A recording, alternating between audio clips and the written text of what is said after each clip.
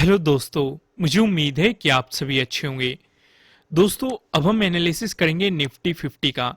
Bank Nifty के analysis की video आपको प्रोवाइड की जा चुकी है, जो कि आप चैनल पे जाके देख सकते हैं। यहाँ पे सिर्फ और सिर्फ डिस्कशन होने वाला है निफ्टी 50 का। यहाँ पे आप देखेंगे आज मार्केट ने फिर से एक नया हाई लगाया है।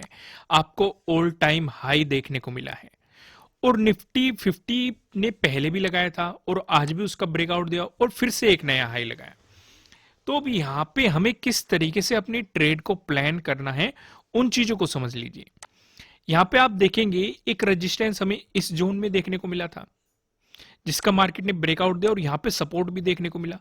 और फिर से अगर आप देखेंगे जो मार्केट की क्लोजिंग हुई है वो इसी जोन में हुई है, यानी कि इस पे मार्केट सपोर्ट लेके चल रहा है, या फिर कुल मिला के आप ये भी कह सकते हैं कि मार्केट एक सपोर्ट लेवल पे खड़ा है। तो यहां से दो ही पॉसिबिलिटी हो सकती है, या तो इसका बाउंस करेगा हमें बाइंग अपॉर्चुनिटी देगा, या फिर इसका ब्रेकडाउन दे देगा हमें सेलिंग अपॉर्चुनिटी देगा। यानी कि अगर बाउंस करेगा तो इसे एक पॉजिटिव मोमेंटम देना पड़ेगा, और अगर ब्रेकडाउन देगा तो इसे एक नेगेटिव मोमेंटम देना पड़ेगा। और अगर यहां से एक पॉजिटिव मोमेंटम आता है तो हमारे लिए पहला टारगेट सीधा सीधा इसका डे हाई हो जाएगा। किसका? 29 का डे हाई, यानी कि आज का डे हाई हमारे लिए टारगेट हो जाएगा। अगर इसका ब्रेकआउट मिला तो फिर हमें ऑल टाइम एक नया हाई देखने को मिलेगा। और ऊपर की तरफ क्या रेजिस्टेंस रहेंगे वो हम आगे डिस्कस करेंगे। सारी चीजों को पिवट पॉइंट से भी देखेंगे, ऑप्शन चेन से भी समझने की कोशिश करेंगे। तो यहां तक आपकी स्ट्रेटेजी क्या रहेगी? अगर यहां से आपको एक पॉजिटिव मोमेंटम दिखा, वो आपको वॉल्यूम से पता लग जाएगा। उस सिचुएशन पे सीधे सीधे आपके लिए क्या रहेगा? आपके लिए एक बाइंग अपॉर्चुनिटी क्रिएट होगी और डे हाई आपके लिए टारगेट हो जाएगा। दूसरी अपॉर्चुनिटी के बारे में डिस्कस करते हैं। अगर मार्केट ने इसका ब्रेकडाउन दे दिया, ये सिचुएशन बनी क्योंकि एक सपोर्ट लेवल पे खड़ा है, पहले यहां पे एक मजबूत रेजिस्टेंस की तरह एक्ट कर चुका, काफी टाइम स्पेंड किया था 28 को जब मार्केट ने ऑल टाइम हाई लगाया था, तब भी यहां पे एक काफी टाइम स्पेंड किया था। अगर इसका ब्रेकडाउन आया उस सिचुएशन पे जो आज का डे लो है, ये आपके लिए सीधा सीधा टारगेट हो जाएगा। यहां पे सपोर्ट की पॉसिबिलिटी बनेगी। क्यों? दो रीजन है। एक तो आज के दिन मार्केट ने यहां पे सपोर्ट लिया है, दूसरा जो 28 को हाई लगा के मार्केट वापस आया था, मार्केट ने इसी जोन में सपोर्ट लिया था। समझ रहे हो मैं आपको क्या समझाना चाह रहा हूं? और पहले भी मार्केट ने यहां पे रेजिस्टेंस की तरह एक्ट किया है। ये सिचुएशन आपको दिखाई दे रही है। ये क्या है? 18,550 के वाला आपको ये जोन दिखाई दे रहा है। यहां तक चीजें क्लियर है जो मैंने अभी अभी आपको समझाई। अब अगर अब गैप अप की सिचुएशन बनी या गैप डाउन की सिचुएशन बनी, उन चीजों को भी समझ लेते हैं। मार्केट फिलहाल इस जोन में आपको दिखाई दे रहा है, एक सपोर्ट जोन पे। अगर गैप अप की सिचुएशन बनी तो एक तो रूल हमारा वही है, आपको पता है, 5 मिनट वाली कैंडल को हम देखेंगे और उसका ब्रेकआउट आता है या ब्रेकडाउन आता है, वो मैं काफी बार आपको डिस्कस कर चुका हूं, वो चीजें आपको पता है। लेकिन प्राइस एक्शन के अकॉर्डिंग समझने की कोशिश करते हैं। अगर गैप अप हमारा इसके हाई के पास बनता है, 29 के हाई के पास बनता है, यहां से हम देखेंगे मार्केट का मोमेंटम क्या रहेगा। अगर एक नेगेटिव मोमेंटम देखने को मिला या सेलर्स आपको हावी होते हुए दिखाई दिए, तो 18,600 आपके लिए टारगेट हो सकता है। मार्केट इसे अप्रोच करने की कोशिश करेगा। लेकिन अगर यहां से सपोर्ट लेके ऊपर की तरफ भी मार्केट जाता है, उस सिचुएशन पे 18,700 को मार्केट अप्रोच करने की कोशिश करेगा। लेकिन अगर गैप डाउन की सिचुएशन बनती है, गैप डाउन की सिचुएशन अगर लो के आसपास बनती है,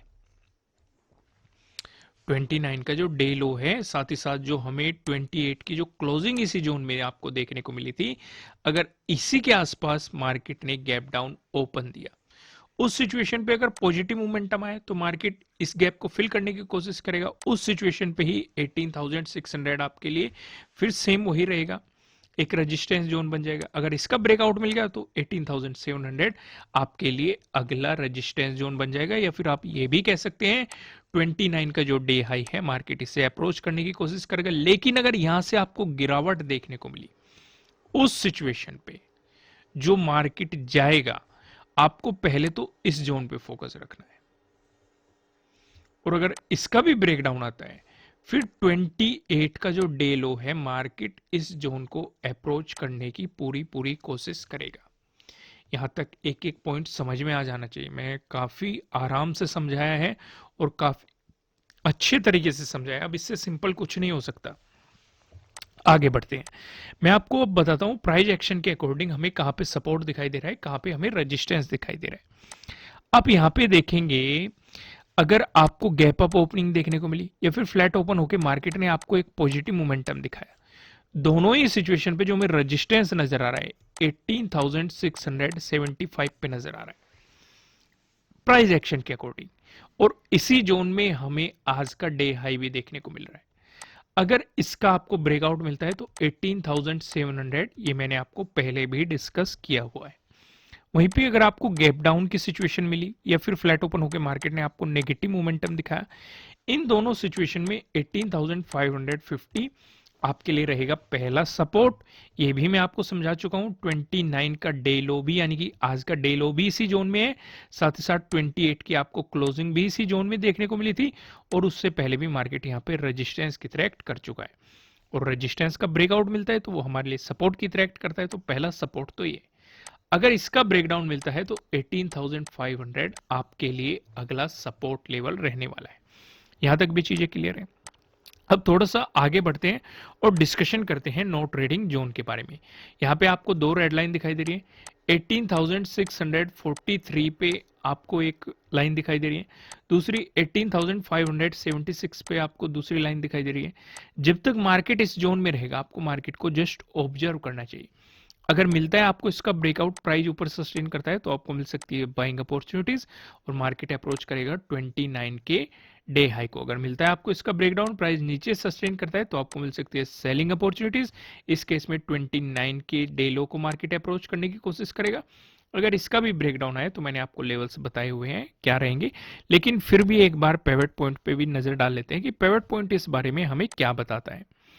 अगर निफ्टी 50 में आपको एक पॉजिटिव मोमेंटम देखने को मिला, उस सिचुएशन पे जो पहला रेजिस्टेंस नजर आ रहा है ये 18,667 पे दिखाई दे रहा है।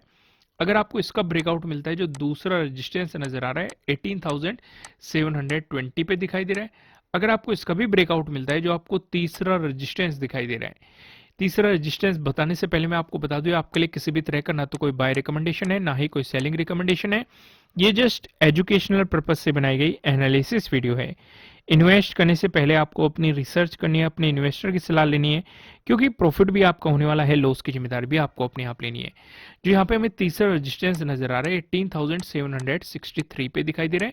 वहीं बात करें निफ्टी 50 में, अगर आपको देखने को मिला एक नेगेटिव मोमेंटम, उस सिचुएशन पे जो पहला सपोर्ट नजर आ रहा है 18,552 पे नजर आ रहा है। अगर इसका भी ब्रेकडाउन मिलता है, जो दूसरा सपोर्ट दिखाई दे रहा है ये 18,512 पे नजर आ रहा है।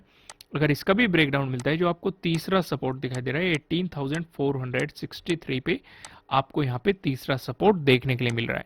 अभी एक नजर हम ऑप्शन चेन पे भी डालते हैं। यहाँ पे आप देखेंगे 1 दिसंबर की हमने एक्सपायरी सिलेक्ट कर रखी है। कॉल की साइड हम देखने वाले हैं रेजिस्टेंस को, पुट की साइड हम देखने वाले हैं सपोर्ट को। रेजिस्टेंस की बात करेंगे तो 18,700 पे रेजिस्टेंस नजर आ रहा है, जहां पे आप देखेंगे 70.6 लाख का आपको यहाँ पे ओपन इंटरेस्ट दिखाई दे रहा है। अगर आपको इसका ब्रेकआउट मिलता है तो 18,800 पे अगला रेजिस्टेंस दिखाई दे रहा है, जहां पे आप देखेंगे 72.9 लाख का आपको यहाँ पे ओपन इंटरेस्ट दिखाई दे रहा है। वहीं बात करें सपोर्ट की तो 18,500 पे एक सपोर्ट दिखाई दे रहा है, जहां पे आप देखेंगे 104.5 लाख का आपको यहाँ पे ओपन इंटरेस्ट दिखाई दे रहा है। अगर मार्केट ने इसका ब्रेकडाउन दे दिया, अगला सपोर्ट 18,400 पे, जहां पे आपको 78.6 लाख का यहाँ पे ओपन इंटरेस्ट दिखाई दे रहा है। दोस्तों इस वीडियो को लाइक कीजिएगा, चैनल पे नहीं हो तो चैनल को सब्सक्राइब कीजिएगा, साथ ही साथ बेल आइकन भी प्रेस कीजिएगा, जिससे आपको आने वाली वीडियोस के नोटिफिकेशन मिल सकेंगे। फिर मिलेंगे किसी नेक्स्ट वीडियो में किसी अच्छे कंटेंट के साथ। Thank you.